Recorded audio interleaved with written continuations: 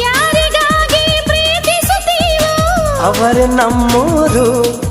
ಅನುರಾಗ ಒಂದು ಹಾಲು ಬೆಳದಿಂಗಳು, ಅಂತರಂಗ ಒಂದು ಅಮೃತ ಮಹಲು.